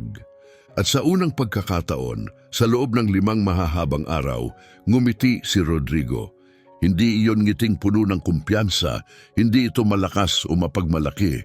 Maliit ito at nanginginig, pero totoo. Sa sandaling iyon, naunawaan ni Rodrigo ang isang bagay na halos nakalimutan na niya sa nagdaang linggo ng pagdurusa. Hindi siya iniwan ng Diyos, hindi siya ipinagkanulo ng kanyang ina, hindi siya isinumpa, hindi siya kinalimutan. Bahagi ng isang plano ang lahat, isang planong nakatago sa loob ng 60 taon, tahimik na naghihintay sa eksaktong sandali kung kailan hindi na maaaring sirain ang katotohanan. At ngayon, dumating na sa wakas ang sandaling iyon. 7:00 ng umaga noong Abril 25, naghugas si Rodrigo ng mukha gamit ang fountain sa atrium ng La Soledad. Sinuklay niya ang buhok gamit ang basang mga daliri. Pinunasan ng alikabok sa kanyang damit at sinikap magmukhang maayos. Pagkatapos, pumasok siya sa loob ng simbahan. Huwebes noon at magsisimula na ang misa ng 7:30 ng umaga. Malapit sa altar nakatayo si Father Alfredo Ruiz Mendoza, isang paring 72 taong gulang na naglingkod sa parokyang yon sa loob ng 40 taon. Payat siya at tila marupok. Halos tulad ng tuyong sanga, Manipis ang puti niyang buhok at ang itim niyang kasot ay may mga patch na tinahi mula sa maraming taon ng paggamit. Pero ang maliwanag niyang bughaw na mga mata ay puno ng init at habag. Kilala ni Father Alfredo si Rodrigo sa buong buhay nito dahil si Maria del Carmen ay dumadalo sa araw-araw na misa sa mismong simbahan na iyon sa loob ng maraming taon. Pagkakita pa lang ng pari sa kanya, lumambot ang mukha nito sa pag-aalala. "Rodrigo, anak," mahinahong sabi ni Father Alfredo, "nababahala ako sa iyo. Narinig ko ang ginawa ni Eduardo. Nakakahiya ang ginawa niya sa iyo. Isa itong kahihiyan." Lumapit si Rodrigo, nanginginig ang mga tuhod. "Ama, kailangan ko po kayong makausap," sabi niya. Pilit na pinapakalma ang sarili. "Urgente po, may nahanap ako. May itinago si Mama sa loob ng maraming taon." Inilabas niya ang selyadong sobre. Agad na pako ang tingin ni Father Alfredo sa wax stamp, isang pulang selyo na may krus. Nagbago ang ekspresyon niya, walang pag-aaksaya ng oras. Marahan niyang sinabi, "Sumama ka sa akin sa sacristy." Pumasok sila sa sacristy, isang maliit na silid na puno ng mga kasuotang pangliturhiya, damit ng pari at mga gamit ng simbahan. Isinara ni Father Alfredo ang pinto sa likod nila, siniguradong walang manggugulo. At saka ipinakita ni Rodrigo ang lahat na inilantad niya ang sulat kamay na liham ni Maria del Carmen, ang original na birth certificate na may apelidong Mendoza, ang religious marriage certificate, ang sulat kamay na testamento ni Hector at ang mga black and white na larawan. Maingat na binasa ni Father Alfredo ang bawat dokumento. At habang nagpapatuloy siya sa paglipat ng mga pahina at pagsusuri ng mga detalye, nagsimulang manginig ang kanyang mga kamay, hindi dahil sa katandaan, kundi dahil sa emosyon. Nang matapos siya, gumawa siya ng tanda ng krus at itinaas ang mga mata sa langit. "Pinakabanal na birhen," bulong niya, "totoo lahat." Tiningnan siya ni Rodrigo litong-lito. "Ama, alam niyo na po?" tanong niya, halos takot sa sagot. Dahan-dahang tumango si Father Alfredo at nag-ipon ng luha sa kanyang mga mata. "Nakasaksi ako sa kasal ng nanay mo kay Hector noong Marso 20, 1965, amin niya. Noong panahong iyon, bagong ordinadong dikon pa lang ako. 32 taong gulang ako. Si Father Ambrosio, naway mamahinga siya, ang humiling sa akin na tumulong. At sa kanya idinagdag ang mas mahalagang bagay. Lihim ang seremonya, oo, pero balido pa rin yun sa harap ng Diyos." Hindi makahinga si Rodrigo. Nagpatuloy ang pare, nanginginig ang boses. "Inirehistro namin ang kasal sa parish records. Pinapaniwala ako ng nanay mo na hindi ko ito kailanman ibubunyag. At tinupad ko iyon. Wala akong sinabi, hindi sa loob ng mga dekada. Pero ngayon, wala na ang nanay mo at may karapatan kang malaman ang katotohanan." Tumayo si Father Alfredo na may nakakagulat na lakas, na parang may biglang apoy na pumasok sa matanda niyang katawan. "Tara," mariin niyang sabi, "sumunod ka sa akin." Inakay niya si Rodrigo sa makikitid na pasilyo sa loob ng simbahan, palalim ng palalim sa mga lugar na bihirang makita ng karamihan. Sa wakas, narating nila ang isang maliit na maalikabok na silid na may mga estanteng puno ng lumang aklat, ang parish archive. Umakyat si Father Alfredo sa maliit na step ladder. Inabot ang isang napakalaking aklat na nakabalot sa berdeng leather at hinila ito pababa. Dinala niya ito ng maingat na parang mahalaga at marupok. Ipinatong niya ito sa isang kahoy na mesa at malinaw na sinabi, "Ecclesiastical Marriage Register, taong 1965. Dahan-dahan niyang binuksan ang aklat. Makakapal, kupas at dilaw na sa katandaan ang mga pahina. Pinaglipat-lipat niya ang mga ito hanggang makita ang eksaktong hinahanap niya. Entry number 345 at naroon yon, nakasulat sa malinis na itim na tinta. "Marso ikumi, negumilia na sitini na tano." relihiyosong kasal ni na Hector Mendoza Villalobos, single ayon sa tala ng simbahan, at Maria del Carmen Moreno Garcia, single. Nagkasal Father Ambrosio Mendez. Mga saksi, Dolores Chavez Pineda, Danilo Morales Ruiz, Alfredo Ruiz Mendoza. Itinuro ni Father Alfredo ang pangatlong pangalan ng saksi. Ang pirma na yan, sabi niya, ay akin. Naroon ako, Rodrigo. Nakita kong nangyari. Kasal ang nanay mo at si Hector sa harap ng Diyos. Tumingin siya kay Rodrigo ng diretsyo at nagsalita ng may katiyakan. Ikaw ay lehitimong anak ng isang sakramental na kasal. Bumagsak si Rodrigo sa upuan, hindi na kayang tumayo. Naguunahan ang isip niya pero nanghihina ang katawan. Hindi ito teorya, hindi ito imahinasyon, hindi ito kwentong gawa-gawa. Totoo, totoo ang bawat detalye. Marahang isinara ni Father Alfredo ang malaking aklat. Anak, seryosong sabi ng pare, kailangan mo na ngayon ng abogado. Isang matapang na abogado, isang taong hindi natatakot sa kapangyarihan ni Eduardo. Tumango siya na parang malinaw na agad ang sagot. Alam ko ang tamang tao, dagdag niya. Si Francisco Castellanos, ang abogadong binanggit ng nanay mo sa liham. Naging sakristan siya rito 50 taon na ang nakalipas.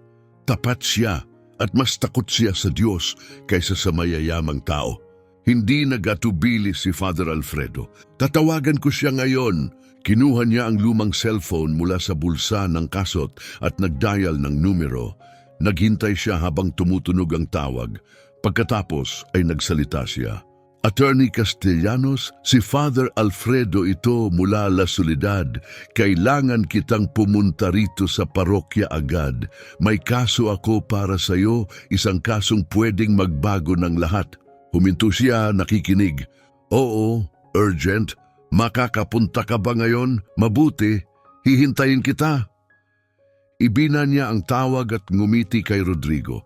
Nandito siya sa loob ng 20 minuto, pangako niya. Dumating si Attorney Francisco Castellanos Torres sa simbahan bandang 8:15 ng umaga. Siya ay 63 taong gulang, may kulay abong buhok na maayos na nakasuklay paatras at biguting maayos ang gupit. Suot niya ang simpleng ngunit malinis na gray suit at may dala siyang lumang brown leather briefcase na halatang matagal nang ginagamit sa mga totoong laban sa korte. Ang gold-rimmed na salamin ay nagbibigay sa kanya ng seryoso at parang propesor na anyo. Espesyalisado si Francisco sa mga alitang pangmana at family law. Maliit ang opisina niya, 2 mesa lang, nasa Hidalgo Street. Pero may bigat ang pangalan niya sa Oaxaca. Nakabangga na niya ang mga makapangyarihang pamilya noon. Nanalo na siya ng mga kaso laban sa mga gahaman na tagapagmana na nagnanakaw ng lupa at pera. At higit sa lahat, may reputasyon siyang kakaiba sa karamihan ng abogado. Hindi siya nabibili, hindi siya natatakot sa banta, hindi siya sumusuko. Inakay siya ni Father Alfredo papunta sa sacristy, kung saan naghihintay si Rodrigo, kinakabahan, yakap ang Biblia at ang sobre na parabang nakasalalay doon ang buong kinabukasan niya. Dahil yun nga ang totoo. Francisco, kalmadong sabi ni Father Alfredo, may ipapakilala ako sa iyo. Ito si Rodrigo Mendoza Moreno, ang lehitimong anak ni Hector Mendoza Villalobos. Lumingon si Francisco kay Rodrigo na may gulat na ekspresyon na parabang may narinig siyang imposibleng bagay. Lehitimong anak? Ulit niya, hindi maaari. Isang anak lang ang mayroon si Hector, si Eduardo. Pero agad umiling si Father Alfredo. Hindi, maring sagot ng pare. 2 ang anak niya at ito ang pangalawa. Tingnan mo mismo ang ebidensyang ito. Ibinigay niya ang Manila envelope sa kamay ni Francisco. Dahan-dahang umupo si Francisco, inayos ang salamin at nagsimulang magbasa linya-linya na buong-buo ang focus. Una, binasa niya ang liham ni Maria del Carmen. Sa simula, mukhang interesado lang siya. Pero sa loob ng ilang segundo, nagbago ang mukha niya. Umangat ang kilay at kumunot ang bibig habang tumatama sa kanya ang katotohanan. Pagkatapos, binasa niya ang birth certificate. Lumaki ang mga mata niya. Sunod ang church marriage certificate nang hindi man lang nag-iisip, nag-krus siya na para bang humihingi ng lakas sa Diyos. Pagkatapos binasa niya ang sulat kamay na testamento. Pagdating niya sa mga litrato, nanginginig na ang mga kamay ng abogado. Bigla, malakas na ibinagsak ni Francisco ang kamao niya sa mesa, sobrang lakas na umalingaw-ngaw sa maliit na silid. Napatalon si Rodrigo sa gulat.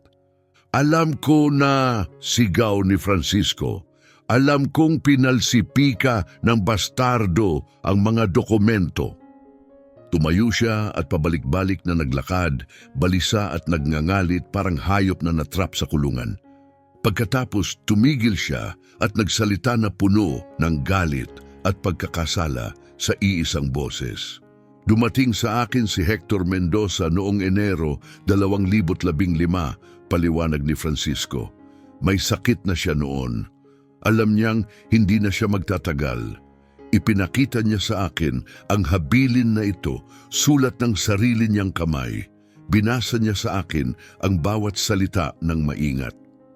Tiningnan ni Francisco ulit ang mga papel na para bang inuulit sa isip ang sandali. Hiniling niya sa akin na maging executor, patuloy niya. Nakiusap siya na siguraduhin kong matatanggap ni Rodrigo ang nararapat niyang mana. Sinabi niya sa akin na sakim si Eduardo at binalaan niya akong susubukan ng anak niyang nakawin ang lahat. Pagkatapos, bumaba ang boses ng abogado, puno ng hiya. Pero natakot ako, diamin ni Francisco. Mahina ako. Humarap siya kay Rodrigo. Mabigat ang tingin niya, puno ng pagsisisi. Nang mamatay si Hector noong Marso, pumasok si Eduardo sa opisina ko kasama ang 3 guns. Tinakot niya ako. Sinabi niyang kapag inihain ko ang habilin na yun o kapag binanggit ko man lang ang pangalan mo, wawasakin niya ako. Sinabi niyang susunugin niya ang opisina ko. Sinabi niyang papatayin niya ang pamilya ko. Lumunok si Francisco bago nagpatuloy. Kinilabutan ako, Rodrigo, kaya umatras ako sa kaso. Iniwan ko ang responsibilidad ko. Hinayaan kong si Eduardo ang kumontrol sa lahat.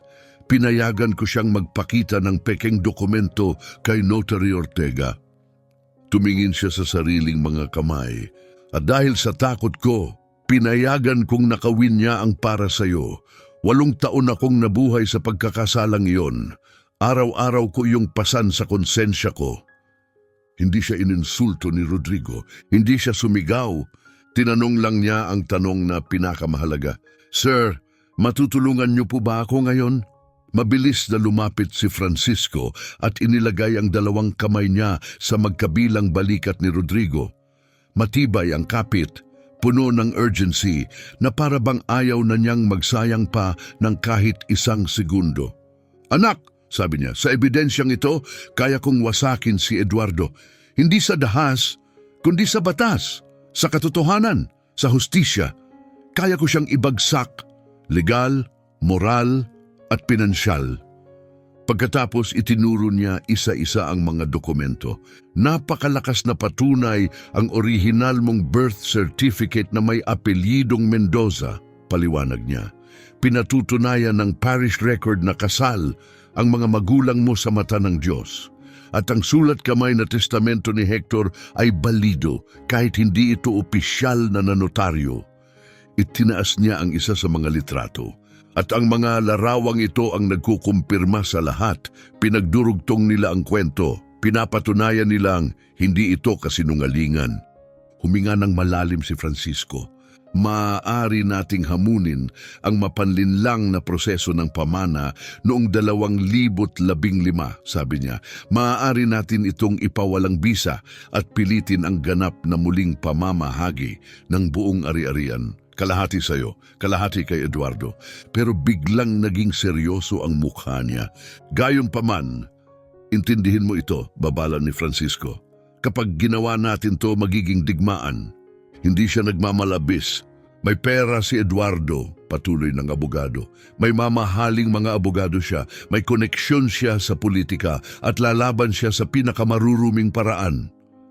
Maingat na nakinig si Rodrigo. Pagkatapos, tiningnan niya si Francisco ng diretso, may determinasyong ikinagulat pati ng abogado.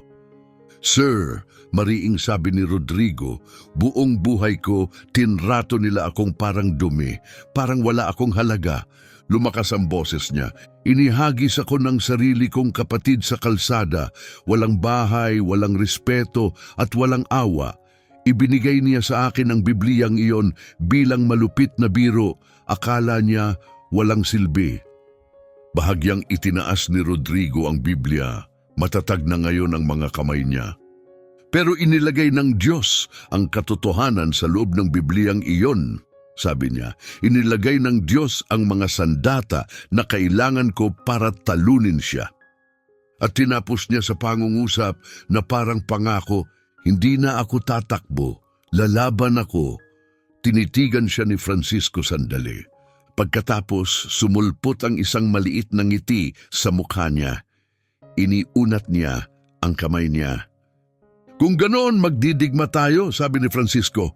At sa pagkakataong ito, hindi na ako magiging duwag. Diretso at tapat ang sinabi niya. Kukunin ko ang 20% ng anumang mababawi natin, sabi niya. Kapag nanalo tayo, lalabas ka na may humigit kumulang 100 at 50 milyong piso matapos maayos ang lahat. Kapag natalo tayo, wala kang babayaran. Tinaasan niya ang kilay. Deal! Kinamayan siya ni Rodrigo nang walang pag-aalinlangan. Deal!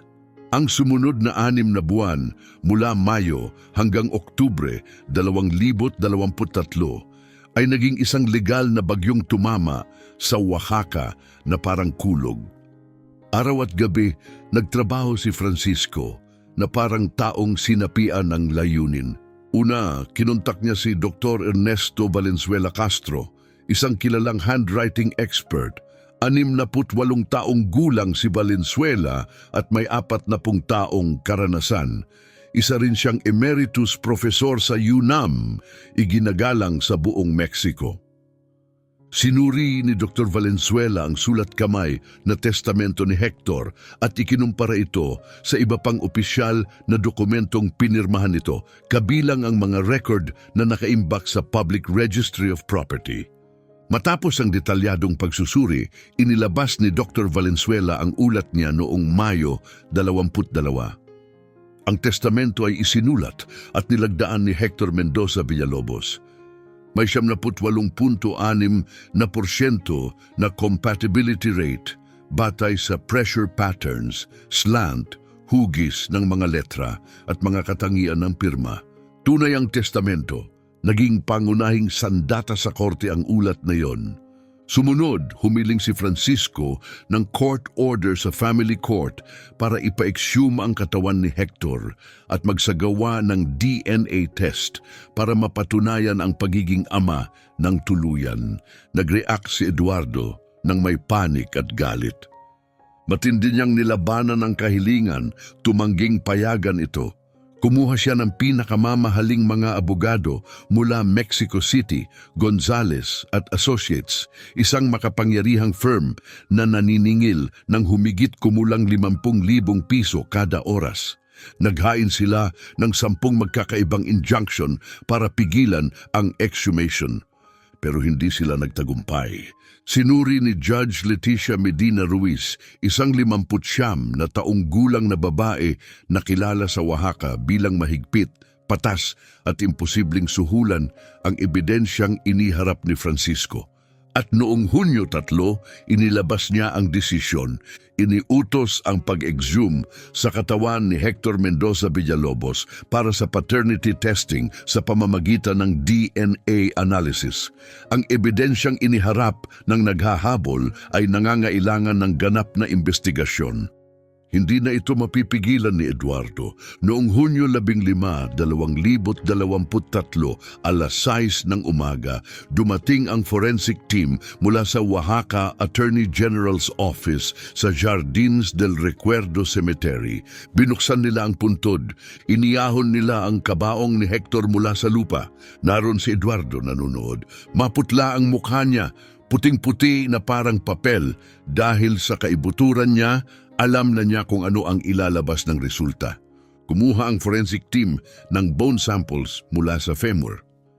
Kumuha rin sila ng blood samples kay Rodrigo. Maingat na binalot at ipinadala ang parehong samples sa National Forensic Genetics Laboratory sa Mexico City. 6 na linggo ang kailangan ng lab para ilabas ang resulta. 6 na mahahabang linggo. Sa loob ng 6 na linggong iyon, namuhay si Rodrigo ng tahimik sa isang maliit na inuupahang kwarto sa loob mismo ng bahay ni Francisco. Hindi siya iniwan ng abogado dahil alam nitong mahina pa rin si Rodrigo at wala itong mapuntahan.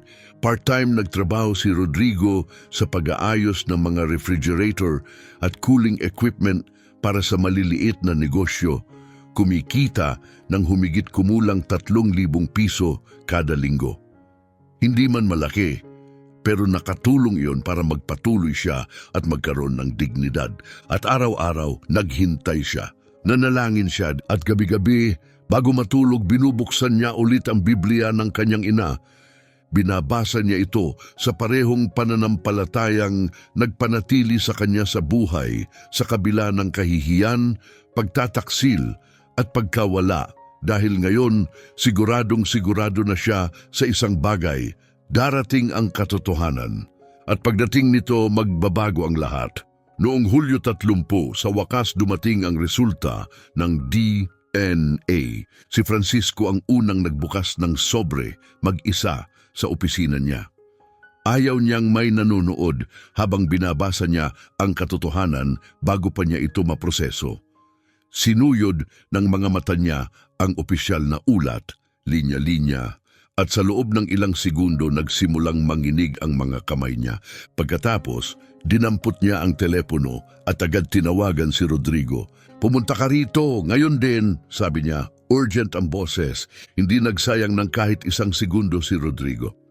Tumakbo siya ng 8 blok mula sa bahay ni Francisco papunta sa opisina kasing bilis ng kaya ng mga paa niya. Pagdating niya sa pinto at biglang pumasok, hinihingal siya, taas-baba ang dibdib na parabang tumatakbo siya para sa buhay niya. Nakatayo si Francisco malapit sa mesa, mahigpit na hawak sa 2 kamay ang report ng laboratorio. At umiiyak siya, malayang tumutulo ang luha sa mukha niya, walang hiya. Dahil hindi na lang ito simpleng kaso sa korte. Ito na ang katapusan ng habambuhay na kasinungalingan. Tumingin si Francisco kay Rodrigo at nagsalita ng puno ng emosyon. 69.96% compatibility. Rodrigo, ikaw ang biological na anak ni Hector Mendoza Villalobos. Bahagya niyang itinaas ang report na parabang may bigat ito ng langit mismo. Pinagtitibay ng siyensya, sabi ni Francisco, pinagtitibay ng Diyos at pinagtitibay ng katotohanan. Nanginginig ang katawan ni Rodrigo habang tumatama sa kanya ang mga salita. Lumapit ang dalawa at mahigpit na nagyakapan. Umiyak sila ng magkasama, hindi tulad ng mga estranghero kundi parang pamilya. Parang ama at anak na nagkita muli matapos ang habambuhay na pagkakahiwalay. Noong Agosto 8, nagsampa si Francisco ng opisyal na demanda sa Superior Court of Justice of Oaxaca. Hindi ito maliit na reklamo. Napakalaki nito, mahigit 500 pahina ang reklamo, puno ng ebidensya, attachments, legal arguments at mga sinumpaang salaysay. Hiniling ng demanda na ang proseso ng pamana noong 2015 ay tuluyang ipawalang bisa dahil sa pandaraya, pamemeke, manipulasyon ng proseso at sinadyang pagtatago sa isang lehitimong tagapagmana. Nagsasakdal, plaintiff Rodrigo de Jesus Mendoza Moreno, inirereklamo Defendant Eduardo Mendoza Santos, humiling si Francisco ng ganap na muling pamamahagi ng ari-arian ni Hector Mendoza Villalobos na namatay noong 2015, 50% kay Eduardo, 50% kay Rodrigo. Humingi rin si Francisco ng kabayaran para sa 8 taon ng ilegal na kita at paggamit ng mga assets na dapat sana ay kay Rodrigo. Ayon sa certified appraisals, kasama sa ari-arian ng Mendoza Mezcal Distillery, 180 milyong piso. Bahay ng pamilya sa Reforma, 18 milyon. 3 rental properties, 45 milyon. Bank investments, 7 milyon. Luxury vehicles, 11 milyon. Alahas at artwork, 8 milyon. Trademark royalties na may projected value, 60 milyon. Kabuang tinatayang halaga, 373 milyong piso. At ngayon ang buong yaman ay nasa ilalim ng legal na pag-atake. Nataranta si Eduardo. Gumastos siya ng humigit kumulang 8 milyong piso para sa depensa. Kumuha siya ng mga elite lawyer mula Gonzales at Associates, isa sa pinakamahal na law firm sa Mexico City. Hindi sila lumaban ng patas. Lumaban sila gamit ang estratehiya, mga teknikal na bitag at walang katapusang papeles para patagalin ang kaso. Sinubukan nila ang lahat. Ipinilit nilang walang civil value ang religious marriage. Lumaban si Francisco, binanggit ang mga legal precedent tungkol sa good faith marriages at civil effects ng religious unions. Ipinilit nilang invalid ang sulat kamay na testamento. Dinurog ni Francisco ang argumentong iyon gamit ang civil code. Ipinaliwanag kung paano pwedeng maging legal ang handwritten wills sa ilalim ng ilang kondisyon. Ipinilit nilang masyado ng matagal at nawala na ang karapatan ni Rodrigo na maghabol. Agad tumugon si Francisco, hindi alam ni Rodrigo ang katotohanan hanggang kamakailan dahil itinago sa kanya ang mga dokumento. Sinubukan pa nilang sabihing peke ang mga litrato, pero sumagot si Francisco gamit ang expert analysis na nagpapatunay na tugma ang edad ng photo paper at materyales sa panahon noon. Samantala lalo pang naging desperado si Eduardo. Sinubukan niyang suhulan ang mga saksi. Gumawa siya ng mas marami pang peking dokumento at tinakot niya si Francisco sa pamamagitan ng mga tawag sa telepono. Wawasakin kita, sirit niya. Ikaw na gutom na walang kwentang abogado. Pero hindi umatras si Francisco, hindi na sa pagkakataong ito. Noong Oktubre 16, 2023, ginanap ang unang malaking public hearing sa Courtroom 3. Humigit kumulang 120 katao ang dumalo para manood. Puno ang mga upuan ng lokal na mamamahayag. Dumating ang mga kapitbahay na mausisa para masaksihan ang iskandalo. Dumalo rin ang mga empleyado ng distillery, balisa at nalilito. Hindi sigurado kung aling panig ang mananalo. Alam ng lahat ang isang bagay, makikita ng Oaxaca ang digmaan sa pagitan ng dugo at kasakiman. Ang unang tumestigo ay si Dr. Valenzuela, ang handwriting expert. Matatag siyang tumayo at iniharap ang teknikal na ebidensyang nagpapatunay na ang mga dokumentong ginamit ni Eduardo noong 2015, mga papeles na nagsasabing binawi ni Hector ang pagiging ama kay Rodrigo ay malinaw na mga pamemeke. Hindi tugma ang pirma, malinaw niyang sabi. Ang papel ay mula 2014 batay sa fiber analysis, kaya imposibleng ma-date ang mga dokumentong ito sa 2015.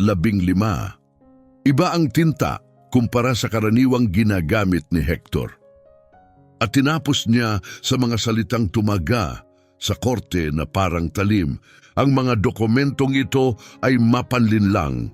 Naging tense ang buong silid at nanigas ang mukha ni Eduardo. Noong Oktubre 22, may isa pang saksi ang tumestigo. Si Mrs. Dolores Chavez Pineda iyon, isang 82 taong gulang na retiradong komadrona. Sa loob ng 5 dekada, tumulong siyang magpaanak ng daan-daang sanggol sa Oaxaca. Dahan-dahan siyang pumasok sa courtroom, may tungkod, suot ang simpleng floral dress at may wool shawl sa balikat. Bahagyang nanginginig ang boses niya, pero matatag at malinaw ang mga salita. Naroon ako sa kapanganakan ni Rodrigo noong Mayo 18, 1965, patotoo niya. Nangyari iyon sa civil hospital. Naroon ako mula alas 3 ng madaling araw hanggang alas 8 ng umaga at ipinanganak siya noong umagang iyon. Huminto siya sandali na parabang binabalikan ng sandali. Dumating si Don Hector sa ospital ng alas 9. Hinalikan niya si Maria del Carmen. Binuhat niya ang sanggol sa kanyang mga bisig at umiyak siya sa tuwa. Pagkatapos tumingin siya ng diretsyo sa hukom at inulit ang mga salitang tanda niya ng eksakto. Sabi niya, "Ito ang anak ko, si Rodrigo de Jesus Mendoza, pangalawa kong anak at kapatid ni Eduardo." Narinig ko iyon gamit ang sarili kong tainga. Nanatiling tahimik ang courtroom. Walang gumalaw, walang bumulong. Nagpatuloy siya. Siya mismo ang nagparehistro ng sanggol sa Civil Registry Office ng ospital. Pagkatapos, inabot niya ang bag niya at hinugot ang isang bagay na hindi malilimutan. Isang asul na hardbound notebook, pudpod na sa panahon at naninilaw ang mga gilid. "Ito ang personal kong diary bilang komadrona," sabi niya. "Isinusulat ko ang lahat." Binuksan niya ito at binasa ang entry na may petsang Mayo 18, 1965. Nakinig ang buong courtroom na parabang nakikinig sila sa isang sagradong pagtatapat at nagsimulang pagpawisan si Eduardo. Noong Oktubre 28, isa pang malaking saksi ang tumistigo. Si Certified Public Accountant Danilo Morales Ruiz, 75 taong gulang, ang tumayo. Seryoso at profesional siya, suot ang brown suit at madilim na kurbata. May dala siyang mabigat na briefcase na puno ng files na parang taong nagdadala ng katotohanan sa liwanag. "Pinamahalaan ko ang pananalapi ni Don Hector, personal at negosyo, sa loob ng 30 taon, sabi niya. Pagkatapos, isiniwalat niya ang nakakagulat. Noong Pebrero 2014, paliwanag ni Danilo, 1 taon bago mamatay si Hector, ipinagtapat niya sa akin na may 2 siyang lehitimong anak. Si Eduardo mula sa unang kasal at si Rodrigo mula sa pangalawa. Humigpit ang boses ni Danilo. Sinabi niyang gusto niyang hatiin ng pantay ang lahat. Pero sinabi rin niyang tinatakot siya ni Eduardo. At inulit ni Danilo ang pangungusap na nagpasinghap sa mga tao sa silid. Sinabi ni Eduardo sa sarili niyang ama, "Kapag may iniwan ka sa bastardo na yon, susunugin ko ang distillery." Dahan-dahang umiling si Danilo. "Natatakot si Don Hector," mahina niyang sabi. Mahina siya sa harap ng mas matandang anak. Kaya niya sinulat ng lihim ang sulat kamay na testamento. At inamin niya ang masakit na bahagi. Hiniling niya sa akin na maging saksi, pero tumanggi ako dahil natakot ako at dala-dala ko ang pagkakasalang iyon hanggang ngayon. Pinunasan ni Danilo ang luha gamit ang puting panyo at bumigat ang courtroom sa emosyon. Noong Nobyembre 3, nagsimula ang closing arguments. Kumuha si Eduardo ng isa pang sandata, ang pinakamahusay na litigator sa Mexico, si Attorney Octavio Fernandez Lara, isang lalaking kilala sa pagkapanalo ng 70% ng kanyang mga kaso. Sa loob ng 2 oras, nagsalita si Octavio ng may kumpiyansa. Inatake ang bawat detalye at tumutok sa mga legal technicalities.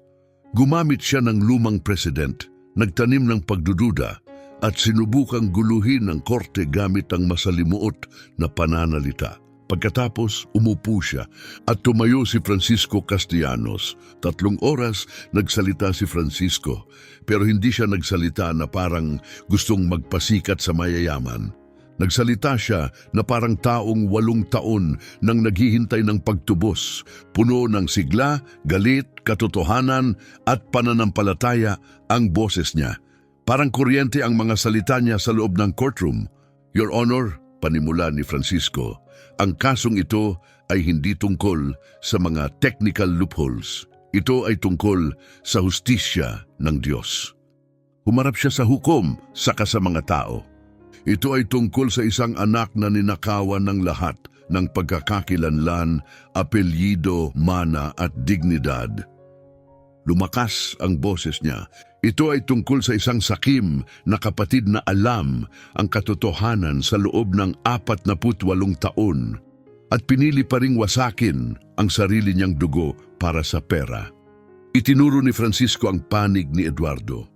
Ang defendant, si Eduardo Mendoza Santos, alam na mula 1,981 na si Rodrigo ay kalahating kapatid niya. Alam niya dahil ipinagtapat iyon ni Hector sa kanya. Huminto siya para tumimo. At sa loob ng 42 taon, tinrato niya si Rodrigo na parang basura dahil sa katotohanang iyon. Nagniningas sa paniniwala ang mga mata ni Francisco dahil sa takot, sabi niya, dahil sa kasakiman. At sa kanya binitawan ang pangungusap na dumurog sa depensa ni Eduardo. Nang mamatay si Hector, nagpeke si Eduardo ng mga dokumento at ninakaw ang 171 milyong piso na legal na para kay Rodrigo. At ibinalik ni Francisco ang kwento sa simula. At nang mamatay si Maria del Carmen, ginawa ni Eduardo ang pinakamalaking pagkakamali ng buhay niya. Pinalayas niya si Rodrigo at ang ibinigay lang ay isang lumang Biblia. Akala niya malupit na biro iyon. Bahagyang itinaas ni Francisco ang kamay, halos parang mangangaral, pero itinatago ng Diyos ang kanyang mensahe sa mga lugar na hindi tinitingnan ng mga aroganteng tao. At tinapos niya ng matindi, sa loob ng Bibliang iyon nakatago ang katotohanan, at ang katotohanang iyon ang siyang wawasak sa kanya ngayon.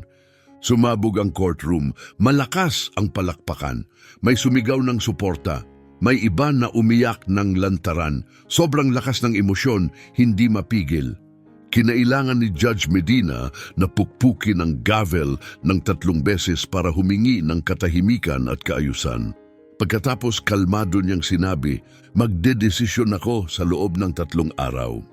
Mula Nobyembre 3 hanggang Nobyembre 5, buong lungsod ng Oaxaca ang pinag-uusapan ng kaso. Araw-araw may balita ang mga lokal na pahayagan. Sa mga palengke, nagtatalo ang mga babae kung ano ang mangyayari. Sa mga kantina tumataya ang mga lalaki sa magiging hatol na parang championship match. May opinyon ng lahat naghihintay. Noong Nobyembre 5, 2023, eksaktong 11:00 ng umaga, puno ang courtroom 3. May humigit kumulang 200 tao na sa loob. Pumasok si Judge Medina, suot ang itim na robe. Umupo siya sa bench at binuksan ang desisyon. Tumahimik ang buong silid, maririnig ang paghinga, maririnig ang paggalaw ng mga upuan. Pagkatapos, nagsimulang magbasa ang hukom sa malakas at malinaw na boses na umalingaw-ngaw sa buong courtroom. Masusing pinag-isipan ng hukuman, deklarasyon niya. Sinuri nito ang bawat dokumento, bawat testimonya at bawat piraso ng ebidensya. At ito ang hatol ng hukuman. Una, ang inheritance proceedings noong 2015 ay idinedeklarang walang bisa dahil sa napatunayang procedural fraud. Ang mga dokumentong inihain ni Eduardo Mendoza Santos na nagsasabing binawi ni Hector Mendoza ang pagiging ama kay Rodrigo ay napatunayang peke sa pamamagitan ng hindi matututulang handwriting analysis. Ikalawa, si Rodrigo de Jesus Mendoza Moreno ay kinikilalang biological at lehitimong anak ni Hector Mendoza Villalobos na sinusuportahan ng DNA result na nagpapakita ng 79.76% compatibility. Ikatlo, Ang religious marriage ni na Hector at Maria del Carmen ay kinikilalang balido sa harap ng Diyos at may civil good faith effects ayon sa parish records. Ikaapat, ang sulat kamay na testamento ni Hector na may petsang Enero 2015 ay idinedeklarang balido sa ilalim ng Civil Code Articles 1500 at 53 at 1554. Ikalima, iniutos ang agarang muling pamamahagi ng ari-arian ni Hector Mendoza Villalobos, 50% kay Eduardo Mendoza Santos at 50% kay Rodrigo de Jesus Mendoza Moreno. Sumabog ulit ang courtroom. May sumigaw sa tuwa, palakpakan ng palakpakan, may mga umiyak. Muling pinukpok ni Judge Medina ang gavel, pilit na kinokontrol ang gulo. Pagkatapos, idinugtong niya ang huling mga bigwas. Ika-anim, iniuutos kay Eduardo Mendoza Santos na ibalik kay Rodrigo de Jesus Mendoza Moreno ang halagang 171,500,000 piso na kumakatawan sa ilegal na paggamit at kita mula sa estate sa loob ng 8 taon na legal na para kay Rodrigo. Ikapito, si Notary Alfonso Ortega Cortez ay dinidiskwalipika dahil sa pakikipagsabuatan sa procedural fraud. Ikawalo, ang buong case file na ito ay ipinapasa sa Oaxaca Attorney General's Office para sa criminal investigation kaugnay ng pamimeke ng public documents. Sa gayon, iniutos ng hukuman ipapaabot ang abiso. Si Eduardo, nakaupo sa mesa ng defendant, ay agad bumagsak. Naging kulay abo ang mukha niya na para bang naubos ang dugo sa katawan. Hinawakan siya ng abogado niya bago siya tuluyang matumba sa sahig. Nagsimulang umiyak ng hysterical si Consuelo, sumisigaw at nanginginig. Tumayo sina Leonardo at Fernanda sa panik at tumakbo palabas ng courtroom na parang mga taong tumatakas sa nasusunog na gusali. Dahil sa sandaling iyon, natapos ang mundo nila. At ang bagong buhay ni Rodrigo, sa wakas nagsisimula na. Noong Hulyo 30, sa wakas dumating ang resulta ng DNA. Si Francisco ang unang nagbukas ng sobre, mag-isa sa opisina niya. Ayaw niyang may nanonood habang binabasa niya ang katotohanan bago pa niya ito maproseso. Sinuyod ng mga mata niya ang opisyal na ulat, linya-linya at sa loob ng ilang segundo, nagsimulang manginig ang mga kamay niya. Pagkatapos, dinampot niya ang telepono at agad tinawagan si Rodrigo. "Pumunta ka rito, ngayon din," sabi niya, urgent ang boses. Hindi nagsayang ng kahit isang segundo si Rodrigo. Tumakbo siya ng 8 block mula sa bahay ni Francisco papunta sa opisina, kasing bilis ng kaya ng mga paa niya. Pagdating niya sa pinto at biglang pumasok, hinihingal siya. Taas-baba ang dibdib na para bang tumatakbo siya para sa buhay niya. Nakatayo si Francisco malapit sa mesa, mahigpit na hawak sa 2 kamay ang report ng laboratorio at umiiyak siya, malayang tumutulo ang luha sa mukha niya, walang hiya dahil hindi na lang ito simpleng kaso sa korte. Ito na ang katapusan ng habang buhay na kasinungalingan. Tumingin si Francisco kay Rodrigo at nagsalita ng puno ng emosyon. 69.96% compatibility. Rodrigo, ikaw ang biological na anak ni Hector Mendoza Villalobos. Bahagya niyang itinaas ang report na para bang may bigat ito ng langit mismo. Pinagtitibay ng siyensya, sabi ni Francisco. Pinagtitibay ng Diyos at pinagtitibay ng katotohanan. Nanginginig ang katawan ni Rodrigo habang tumatama sa kanya ang mga salita. Lumapit ang dalawa at mahigpit na nagyakapan.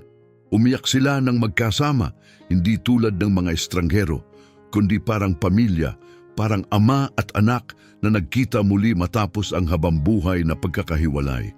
Noong Agosto 8, nagsampa si Francisco ng opisyal na demanda sa Superior Court of Justice of Oaxaca.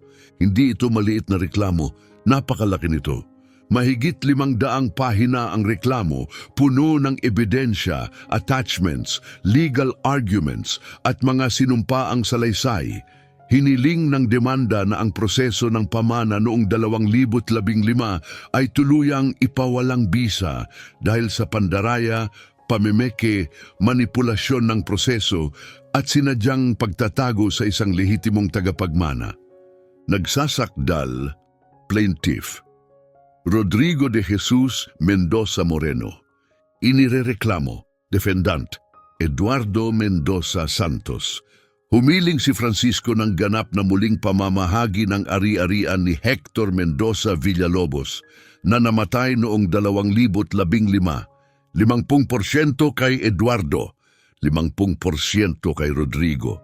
Humingi rin si Francisco ng kabayaran para sa 8 taon ng ilegal na kita at paggamit ng mga assets na dapat sana ay kay Rodrigo. Ayon sa certified appraisals, kasama sa ari-arian ng Mendoza Mezcal Distillery, 100